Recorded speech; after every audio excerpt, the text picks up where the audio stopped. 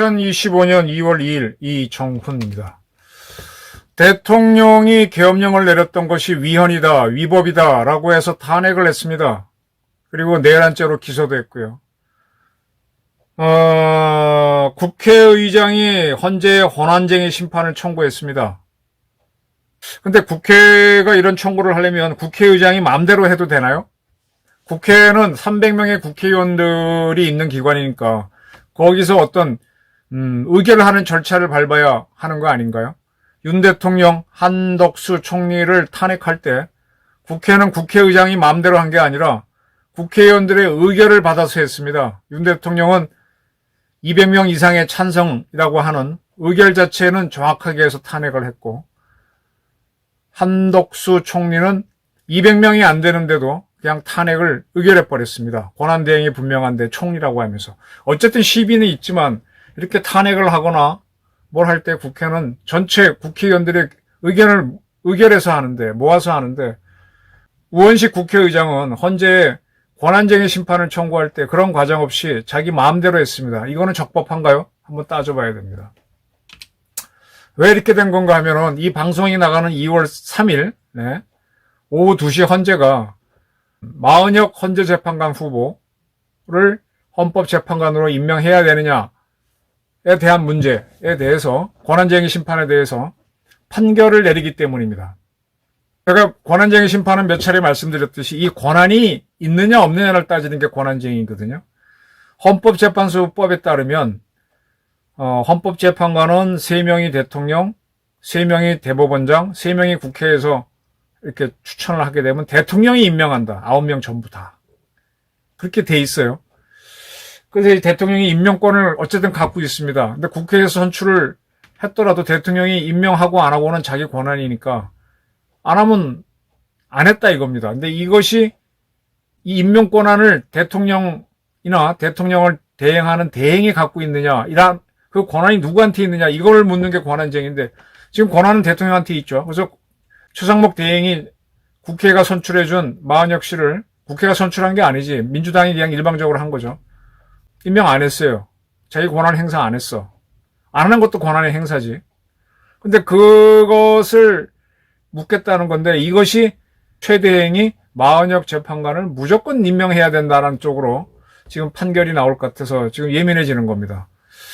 어떻게 나올지는 헌재가 판단할지 모르겠는데, 개별 국회의원들이 이렇게 권한쟁의를 하게 되는 거는 대체로 받아주지 않았었죠.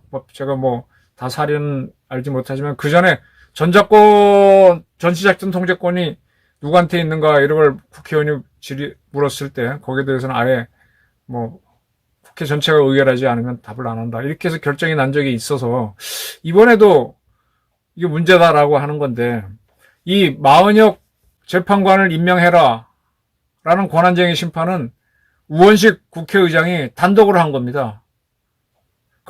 이런 식이라면은 윤 대통령 탄핵도 국회의장이 마음대로 할 수 있지. 국회의장은 의장하고 대통령은 다른 거잖아요. 이렇게 설명을 드릴게요. 합참의장이라고 그러죠. 합참의장. 그 다음에 각부는 총장이라고 그러죠. 이 총장은 사령관과 다른 겁니다. 누차 말했죠. 사령관은 그야말로 넘버원 최고예요. 그 사령관 밑에 참모가 있죠. 참모는 여러 명이죠. 인사, 정보, 작전, 군수 쭉 나가는데 그런 참모들을 리딩하는 사람이 참모장이에요. 육군본부에는 기획, 정보작전, 이렇게 참모들이 있습니다. 그런 참모들을 이끄는 참모장이 참모총장이에요. 그럼 육군의 사령관은 누구냐? 대통령입니다. 그래서 대통령은 육해 공군의 사령관이면서 대한민국 전체를 묶은 군의 또 총사령관이거든요. 그래서 이제 대통령을 놓고 보게 되면 그를 보필하는 또 참모들이 있어야 돼요. 그 참모가 누구냐? 그게 육군, 해군, 공군의 참모총장이 참모장으로서 참모 역할을 하는 거죠. 이러한 이 참모장들의 모여서 이 회의를 할 때는 그 중에 누가 우열이 있으면은 육군이 공군을 통제하고 공군이 해군을 통제하고 다니면 안 되잖아요. 우리나라는 군끼리는 또 대등합니다. 그래야 어느 한 군이 우월한 지위에 있으면은 이걸 지배하면 안 되겠다. 그래야 서로 디바이드 앤 룰, 체크 앤 밸런스가 이루어지기 때문에 서로 견제를 하기 위해서 대등하게 했습니다. 그래서 대등한 총장들끼리 회의를 할 때는 그건 의장이 하는 거예요. 의장은 이 회의를 주재하는 사람이지 결정자가 아니라는 커맨더가 아닙니다. 사령관이 아닙니다. 그래서 합참 의장입니다. 국회도 국회의장이 프레지던트나 커맨더가 아니에요. 그냥 의장일 뿐이야, 의장. 국회의원들 의견을 종합해서 딱 이렇게 발표하는, 회의하게 되면 회의 주재하는 사람이죠. 우리 이사회에서도 이사들이 전체 의견을 결정하는 게 이사회는 의장이잖아요.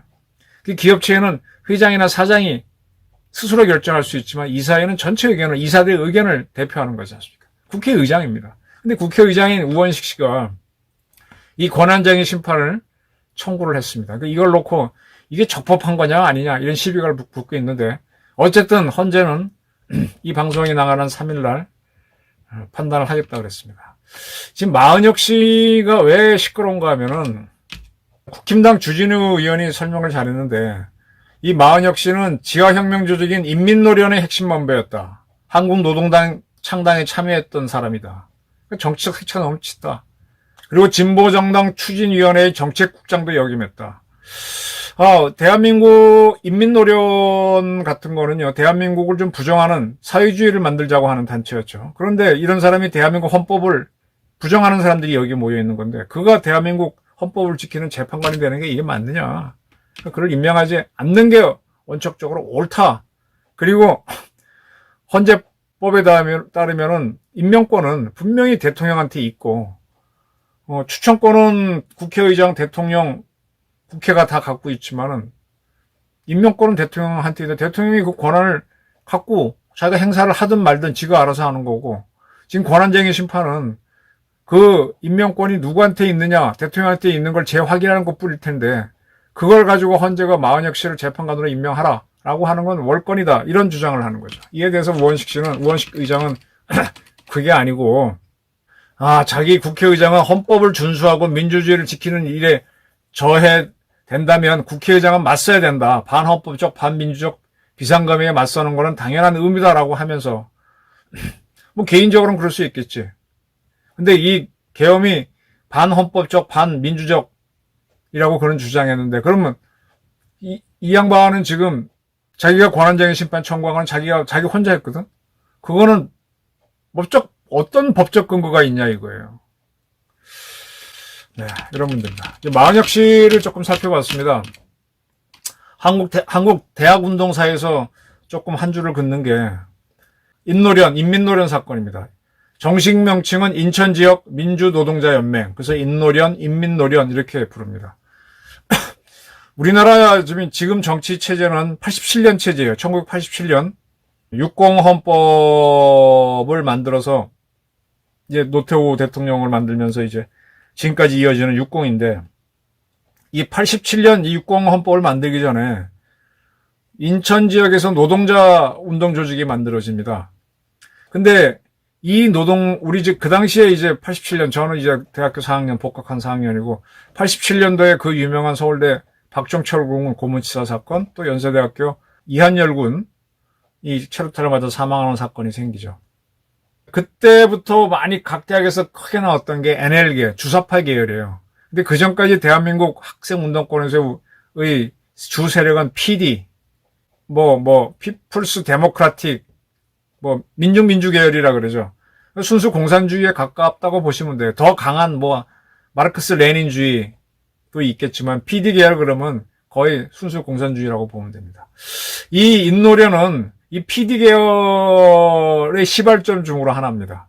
이 세력들이 지금 민주노동당 이렇게 가고 진보정당으로 이어지죠. 네. 이 세력은 이제 아까 말한 대로 87년 1월 서울대학교 언어학과의 박정철 학생이 고문치사한 게 밝혀지죠. 그래서 이 박정철 고문치사 사건을 규탄하는 살인 고문정권 타도를 위한 인천 노동자 투쟁위원회를 만든 게 시작입니다. 이들이 이제 서울에 와서 데모를 하죠. 인천 노동자 투쟁위원회가 시작이고, 그리고 이제 87년에 유명한 6월 항쟁, 그거는 이제 6월, 제 기억이 맞다면 8일, 16일, 24일인가 뭐 그런 식으로 일정한 기간을 두고 6월 달에 엄청난 시위가 있었어요. 그럴 때인 81년 6월 26일, 인천의 부평역 광장에서 5천 명이 참가해서 이 인노련을 인천 지역 민주노동자연맹을 만듭니다. 그러면서 반제국주의, 반파시즘, 민중민주주의를 내겁니다. 이 주요 멤버가 누군가 하면은 그 전에 자살을 했던 노회찬, 그다음에 최봉근, 주대환, 정태윤, 황강우 등이고, 그 다음에 송영길 민주당 국회의원 하다가 나간 사람, 송영길, 신지호, 마은혁 이들이 들어갑니다. 이런 분들 중에서 지금 완전히 전향해서 이 보수 애국 진영에서 활동하시는 분이 주대환 선생이죠. 주대환 선생은 뭐 정치 활동을 안 하고 이렇게 세상 걱정하고 이렇게 뭐 강의하고 있는데, 어떻게 보면 더 맑은, 누굽니까? 노동부 장관, 누구예요? 김문수 선생은 좀 얼굴이 검은데 이분은 얼굴이 훤해요. 네. 그런 사람은 완전히 돌아섰고, 노회창 씨는 자살했고, 뭐, 그렇습니다. 이때 마은혁이 들어갑니다. 마은혁은 학생운동 출신으로 바로 이때 참여한 걸로 알고 있습니다. 이때 처음 만들 때는 이 NL계 주사파 계열도 들어왔는데 서로 사상투쟁을 하면서 빠지고, 또 이때 CA라 그래서 재헌의회파가 있었어요. 대한민국을 완전히 부정하고 새로 헌법을 만들어서, 재헌의회라는 건 새로운 국가를 만들 때 최초로 만드는 헌법이 재헌헌법이잖아요. 완전히 대한민국을 뒤집고 새로운 나라를 만들자는 재헌의회파가 있었습니다. 이런 세력들은 대한민국을 부정하는 거죠. 어쨌든 인민노래는 NL계하고 틀어졌고 재헌의회파인 CA하고도 틀어집니다. 그러면서 순수 이제 이 PD계열은 이제 민족 해방보다는 노동 해방이니까 노동운동을 해서 노동자의 세상을 만들자고 하는 공산주의 사상에 가까운 거죠. 그래서 합법적인 노동자 정당을 만들려고 했고, 그리고 그 60 체제에서 87년에 노태우하고 김영삼하고 김대중이 붙었고 김종필까지 나오죠. 그때 이제 김영삼과 김대중이 단일화하는 문제를 갖고 굉장히 시끄러운데, 이때 각 파들이, 운동권 단체들이 김영삼 지지한 세력, 김대중 지지한 세력으로 바뀌는데, 이때 주사파는 김대중 계열을 지지하죠. 근데 이 인민노련 측은 김대중을 지지 않고, 그렇다고 또 김영삼도 지지 않고 순수 노동자 중심의 창당을 해야 된다라고 했고, 이 세력들이 지금의 정의당 이렇게 내려오는 겁니다. 지금 정의당이라고 하는 거는 단체를 만들자고 하다가 대한민국 정치의 틀 안에 들어오긴 했지만, 이들의 시작은 대한민국의 부정이었어요.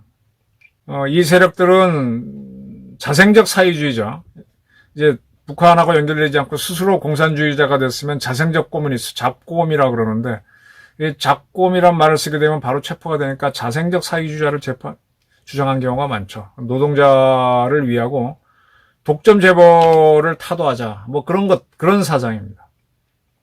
민중당을 했다가 뭐 어쩌다가 하여간 이쪽 계열. 자, 뭐 어쨌든 마은혁 씨는 그 후에 고시를 거쳐서 대한민국 사법부에 들어왔고, 그 다음에, 그렇게 들어온 거는 우리 재판부에 운동권 출신이 많다는 건 잘 알려져 있고, 국회에도 송영길 씨도 들어왔고, 이런 것들이 다 이제, 이렇게 됩니다. 1987년에 60헌법을 만들어서 60이 시작됐다가, 노태우가 대통령에 당선됐습니다. 그리고 치른 총선거에서 노태우 씨가 이끌던 민정당이 원내 과반수를 못 차지해요.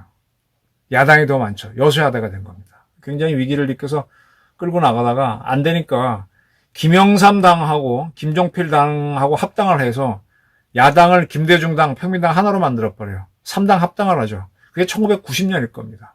그렇게 해서 노태우 대통령은 다수당을 이끌 수는 있게 됐지만, 그때 한국 정치로 이 김영삼 당에 몸담고 있던 운동권들이 들어오는 거예요. 이건 쉽게 말하면 좌파가 대한민국 권력층에 들어오는 거고, 또 다르게 얘기하면 좌우 합작을 한 겁니다. 제가 몇 번 설명했듯이 중국의 공산화되는 과정에서 모택동이 장개석하고 국공합작을 했던, 결국 그 국공합작을 하게 되면은 공산 세력 입장에서는 그게 통일전선 전술이라서 자기네가 나중에 승리하는 발판이 되는 거죠. 분리할 때 하는 거죠. 90년에 3당 합당을 좌우합작으로 보시면 제일 이해가 쉬울 겁니다. 그래서 지금 국회 내에 특히 민주당에 굉장히 많은 좌파가 들어왔고 87년 헌법체제부터 이제 소위 말하는 연좌제가 없어지는 거예요. 그 전까지는 국회의원까지는 몰라도 대한민국 공무원이 되거나 군인이 되거나 특히 뭐 병이 몰라도 장교가 되려면 신원조회를 했습니다. 기자도 저도 아마 그 마지막 세대 거고요. 저도 신원조회 6장짜리 써낸 거 기억이 납니다. 근데 그게 87년 헌법으로 바뀌면서 연좌제가 인권 탄압이다 해서 없애면서 사법고시라든지 행정고시라든지 또는 뭐 사관학교라든지 이제 막 들어와서 또 그렇게 뭉칠 수 있게 된 거죠. 만혁 씨는 87년 체제의 사람입니다. 이러한 사람이 생각을 바꿨는지 안 바꿨는지는 좀 헷갈려요.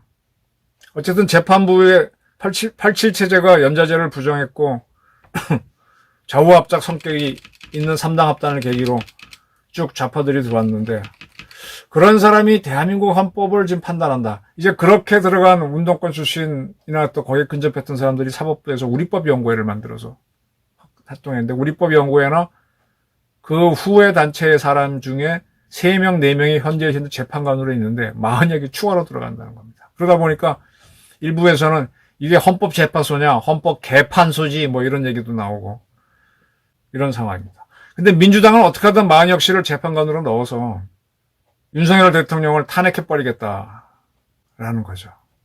예민해진 거예요. 그래서 권한쟁의 심판을 냈는데 권한쟁의 심판은 권한이 가부만을 다투는 거지 있다 없다만 다투는 것이 그게 만혁을 임명하라는 걸로 가게 되면 문제 아니냐.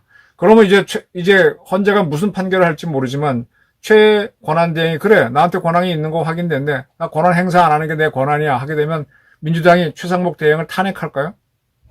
탄핵하면은 이제 또 대한민국 정치는 재밌어지죠. 이 연이은 탄핵, 대통령, 국무총리, 부총리를 탄핵하면은 여론이 어떻게 춤을 출까? 정말 민주당은 빨간당이네. 이렇게 되면 여론이 반전될 수도 있고, 야 저렇게 길을 쓰고 하는 게 이상하다는 반전, 또 거꾸로 민주당이 올라갈 수도 있겠죠. 자, 지금 사건은 그겁니다.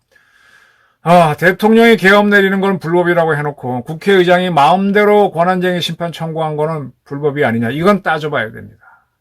그리고 추가로 따질 것이 만혁 씨가 대한민국 체제를 지키는 헌법재판관이 될 자격이 있느냐. 이것 때문에 이제 여당인 국민의힘은 만혁 선출에 대한 합의를 안 해줬던 거죠. 그냥 야당이 다수이니까 정계선 씨도 그렇고 그냥 자기게 통과시킨 거예요.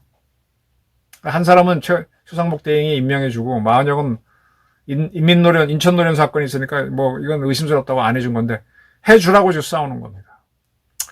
이러한 다툼을 어떻게 보십니까? 우원식 씨가 이끄는 국회가 민주당이 다수라 그래서 막 결정하는 게 이 방송을 보시는 주권자 국민들의 의견하고 일치가 되는 겁니까? 아니면 그람시가 얘기한 헤게몬 이론에서 공산주의 세력은 이 공산화를 하려고 할 때는 인민, 프롤레타리아가 움직여서 노동자들이 뒤집는 프롤레타리아 혁명을 해야 되는데 그게 잘 안 되잖아요.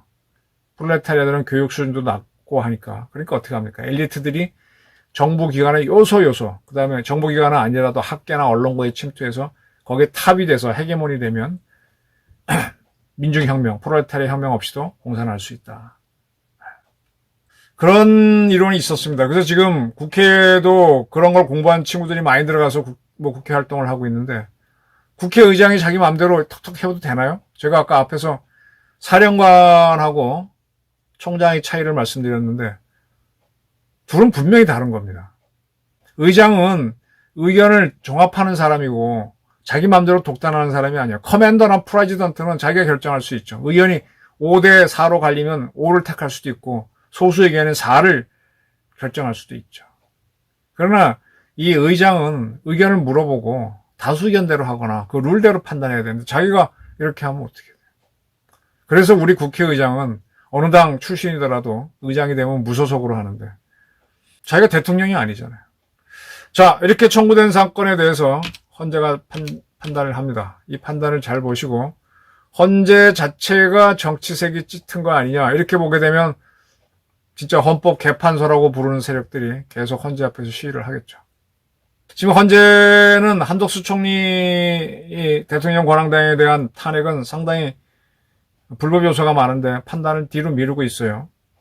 그래서 뭐 국힘당에서는 한덕수 대행을 탄핵한 거는 그가 이제 국회가 3명의 헌법재판관을 추천했잖아요. 근데 국회에서 다수인 민주당은 헌재가 정상 가동되면 이준숙 씨 탄핵이 각하됐게 불명하니까 일부러 헌법재판관을 선출하지 않고 미루다가 윤 대통령이 탄핵되는데 헌재재판관이 모자라서 윤 대통령 탄핵을 할 수 없으니까 그때서야 막 집어넣은 거거든.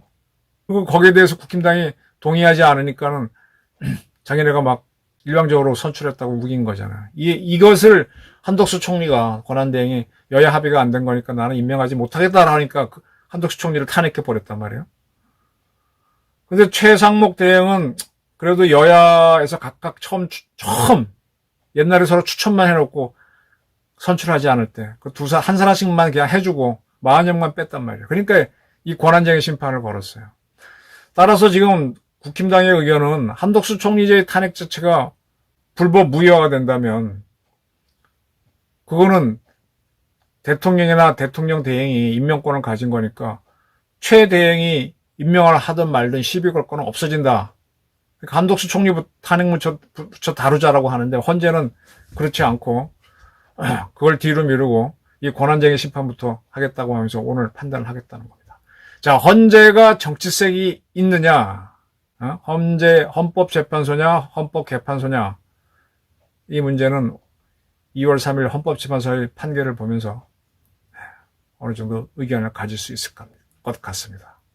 2시쯤에 나오는 그 결과를 지켜보시면서 이후 탄핵 정국을 해석하기 바랍니다. 감사합니다.